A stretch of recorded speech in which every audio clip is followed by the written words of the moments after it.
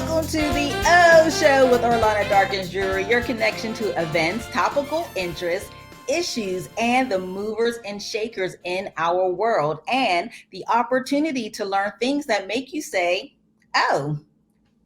Most people who start at a new company know the drill.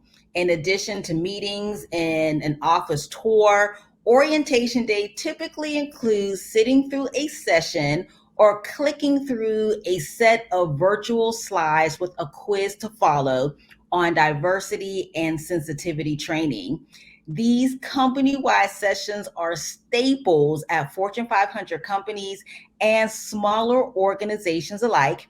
Every major institution, whether it's academia or fashion, diversity, equity, and inclusion, DEI for short, seems to be the go-to strategy for dealing with the lack of diversity. But what happens when DEI trainings don't work? Joining me today is Dr. Lauren Tucker, CEO and founder of Do What Matters, that designs inclusion first solution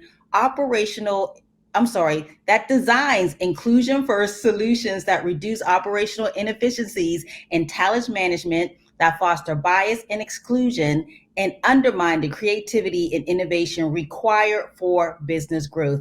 Dr. Tucker, welcome to the O Show. Thank you for having me. So let's jump right in, because you started your company because you were frustrated with the pace of change in diversity, equity, and inclusion. Yes, I think certainly frustrated with the pace of change that just like so many employees and consumers expect from corporations these days. And so that led us to ask the question, what's happening? What's wrong here? And throughout actually the years that we have been consulting with clients, we've realized you don't really have a diversity problem. You have a talent problem. And more importantly, your talent has a problem with you. And so diversity or DEI programs, diversity first programs, they won't fix a broken system. And what we're realizing that in the 21st century, there is a growing divide between business leaders and the employees that are the engines of their growth, especially in an economy driven by knowledge, creativity, information, and service. And so we really focus on talent-centric solutions that start with inclusion first, making sure that everybody feels safe, valued, heard, and productive. And we see inclusion as the input, and greater diversity and representation will be the output. We also don't focus a lot on individual trainings. We do offer, I should say this, we don't focus on individual psychology and trying to change individual psychology. We conduct trainings that help people implement more efficient processes, more transparent processes, more inclusive processes, fairer processes, especially with regard to talent management and productivity, that changes the behaviors within the organization so that you get the behaviors, the inclusive behaviors that everybody needs in order to feel like they are truly contributing to the mission of the company. So we're part of a vanguard of consultants that that are called inclusion first consultants. We focus on solution building, not problem solving. We don't live in the problem, right? And we also focus on behavior-based solutions rather than trainings that are based on trying to change individual psychology. Because even when you're successful at that, when those individuals leave, then the organization that really hasn't changed reverts back to encouraging those inefficient behaviors that foster bias and exclusion. I think there's also a recognition on by inclusion first consultants that so much of bias and exclusion is about cronyism and nepotism, not necessarily racism or sexism or all the other isms. Now, don't get me wrong; those are there as well, but so much more is just driven by cronyism and nepotism because we have such inefficient talent management operations that do not make the policies explicit, advancement and promotion fair and transparent. And so people rely on advancing the people that they know and they feel comfortable with. I like that you said it's not about changing the psychology, because I've been in situations where it's announced, we're going to have this diversity training, and the people around me would think exactly that. Oh, they're trying to change me. They're trying to change my belief system. And it really wasn't about that. No, I mean, and I think we learned that in the 1960s when we started to see civil rights legislation change the behaviors first.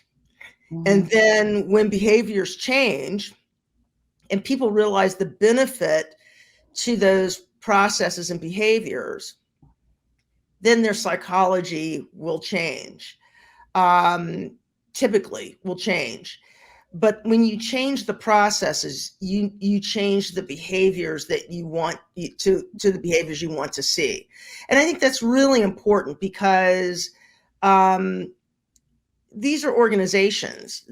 Organizations are systemic. They're based on how we operate as teams. Individual psychology, and I'm not saying there aren't bad actors, and I do think that we have to give people the tools to have better conflict resolution conversations, better solution building conversations. And we can teach people the skills to have better conversations, reduce the fear and frustration that often leads to bad behavior. And we need to teach managers and leaders how to have conversations with the people they lead so that they can encourage more productive, positive behaviors rather than doing mass individual trainings designed to change everybody's behavior at the same time. That's like saying, we talk about when people push back on equity. And, they talk about, well, I believe in equality, not equity. And I say, so you believe that your career should be treated the same as everybody else around you? Or you believe that when you order something from Amazon, that you don't mind getting the same recommendations that I get, right? So then all of a sudden they kind of go, wait a minute, no, I want the recommendations I want. I want personalization. Right. I want customization. Well, that's what equity is. And so we've got to now reskill not just managers, but the C-suite on how to manage humans for the 21st century. As we like to say, you got to go beyond DEI and start managing the uniquely human capabilities and all their complexity and diversity. And that takes new skills right from the top. And that's the kind of training that we do, is to train leaders, people leaders, and managers how to manage humans and everything that they need in order to drive growth in the 21st century. And when you talk about talent management, when does that start? Does that start at the interviewing process or after? We actually have an entire inclusive talent management system that starts right at the beginning of attracting talent, how we go about recruiting talent, interviewing talent. We change up the whole system to make sure that it minimizes bias. But more importantly, we focus on making better hiring decisions, because inclusion management is really about getting great people into great jobs, elevating their relevant differences. It's not always about targeted differences, about being Black, brown, female, et cetera. It's about making sure that the right people are in the room from all the different disciplines. Many disciplines often kind of are the stepchild type thing. And so it's about elevating relevant differences so that the people who are in the organization can create the content or the product or the services that are memorable and meaningful and remarkable to today's multicultural and transcultural and global audience.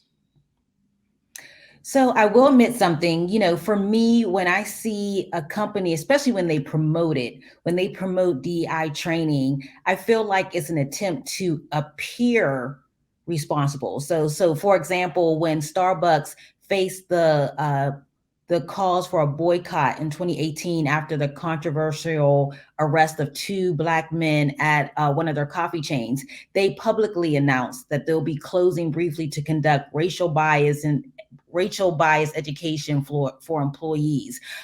Do you think in those manners DEI gets a bad rap that is used for promotion of PR purposes? I think, unfortunately, those kinds of initiatives, those standalone initiatives, really obscure the larger issue, right? It obscures the fact that the people in the store didn't have transparent and explicit policies on how to treat their consumers in the store.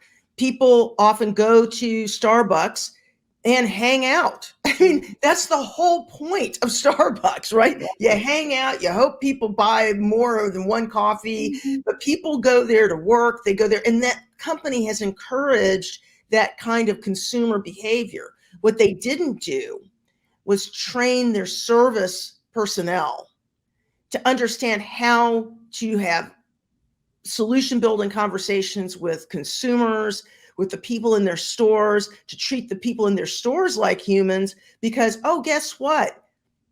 The baristas aren't treated like humans either. Right. And so they aren't given the right kind of training. And so what happens is when you do these standalone DEI initiatives, you focus on quote unquote diversity as a problem, rather than taking the opportunity to look at what are the operational causes that would have given these people the protocols they need to be able to manage the diversity of human experiences that are the consumers that come into the stores. And they would have benefited more as a company by training people on how to be better at delivering services to their customers than to focus on racial bias training. Because at the end of the day, those people were customers and they were treated that way. And that's the reason why a lot of times, and don't get me wrong, we have great partnerships with chief diversity officers, but when companies come to us and they don't have a chief diversity officer, we oftentimes recommend don't hiring one, because that just signifies it's a bolt-on or a standalone initiative. What we say is we need to get the CEO and the chief of human resources, the chief people officer. Those are the two people that need to work with us to help the company get more efficient at managing the humans that are the engines of their growth. And I think you may have answered my next question, because I was going to ask, when does it change from a training to company culture? Well, I think, what's interesting is the whole idea of training, I kind of put aside. This is about ongoing learning and development for everybody in the company. That should be an essential part of the culture. And if that's an essential part of the culture, learning and development to help people manage relationships with other humans will again result in greater diversity and representation. But that training cannot be just relegated to managers and individual contributors. That training has to start with reskilling the C-suite. When many of those folks who are managing companies or leading companies today came of professional age, they came of professional age in the latter part of the 20th century, which I call the century of talent abuse. We were all raised by wolves. I'm one of them. I'm a recovering boomer, as I like to say. And so we were all raised by wolves. But as I like to say, and I'll give you an example that I like to put out there, and that is, I remember being onboarded with the statement that, Lauren, we love, giving you enough rope to hang yourself. Now I'll say that in public speaking, and I hear all these groans in the audience. It's because everybody naturally goes towards, oh, I can't believe somebody talked about hanging and lynching or suicide with a young Black woman. And what I say to them is, but you've actually missed the next layer of that. And that is, this was a managing director that was abdicating their responsibility for helping me find job success. And I was an entry-level person. So that's the more important piece, is that managers and business leaders need to stop abdicating their responsibility and start taking on the responsibility that goes with the power that they have to ensure that everybody in their organization has the job success that is initially promised when you're recruiting people. And that's going to also create the talent gravity that you need to reduce that kind of churn that cost companies money. Every time you change out somebody and you have to recruit a new person for a role that somebody else has left, that's between $15,000 to $25,000. It is one of those unseen costs that will come to haunt you. And we see that. We actually see that happening, especially in the tech startup phase, where they get literally eaten at, their profits are really eaten from the inside out. Because there's just too much turnover, too much churn, and nobody's really focusing on, how do I help everybody in this organization have the job success that they desire? And quite frankly, that's what people of color, that's what women want, that's what LGBTQ want, that's what people with disabilities want. They just want what everybody else wants. They want a positive culture where they can have the kind of career that they, in the work experience that they desire, a positive work experience where they can feel safe, valued, heard, and productive. You reminded me, one of my earlier jobs, they told me that their core values was the company, the client, and then me. And they were right, because I was last. Yes. But that was the corporate culture. Yes. And I will say that this culture perpetuates itself into the 21st century, where we really can't afford that kind of mindset. This is an economy that depends on the uniquely human capabilities that employees bring to the office, whether it's on the shop floor, whether it's on the line in the factory, whether it's in, a cubicle somewhere. We no longer have even a manufacturing economy that doesn't require those uniquely human capabilities of creativity and innovation and knowledge and information. And so we have to nurture and advance those capabilities.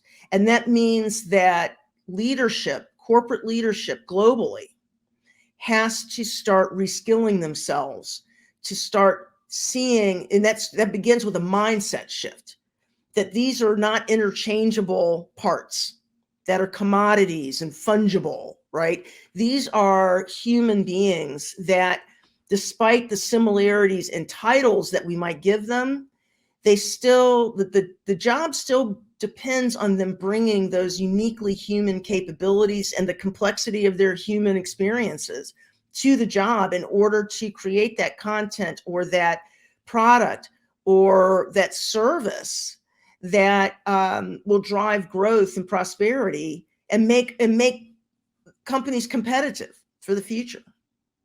So for a company that wants to begin this journey, how do they start? I'm going to say something really simple, and it seems obvious, but given our experience, I can tell you that what seems obvious isn't obviously done. And that is, there needs to be much more strategic solution building for the organization that starts at the top. And I think the C-suite gets caught up in quarterly earnings calls and the routines that kind of drive the business. And there needs to be almost a continuous revisiting of how employees are relating to the organizational strategy. This not only integrates inclusion, equity, and diversity into the business as opposed to being standalone, but the entire goal, and we talk about this in terms of employee resource groups, which we actually call business resource groups, because the employees are your biggest resource, should be your biggest advocates, and they should be tied into the mission and the strategy of the company. And if you are not putting that talent central to your growth, then you're not running your business well.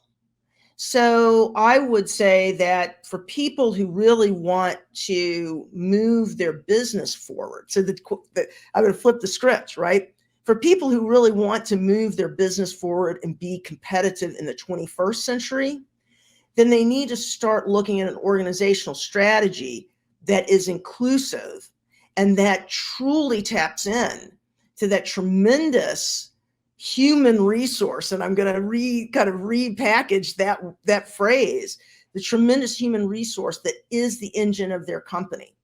And everything that they do should be talent centric, because that's really how you're going to grow your business in the 21st century. So that's what we try to do, is really work with the C-suite top down to make the kinds of changes that not only will help their companies be more inclusive, but be more successful. And that's, I think, the winning strategy that will ultimately result in greater diversity and representation, but greater success and growth. Dr. Lauren Tucker, CEO and founder of Do What Matters. Thank you so much for joining me today. Thank you. I really appreciate being asked. And for more information about her company, visit her website. It's letsdowhatmatters.com. Thank you all for tuning into the O Show with Orlana Darkins Drewery. Until next time, keep shining.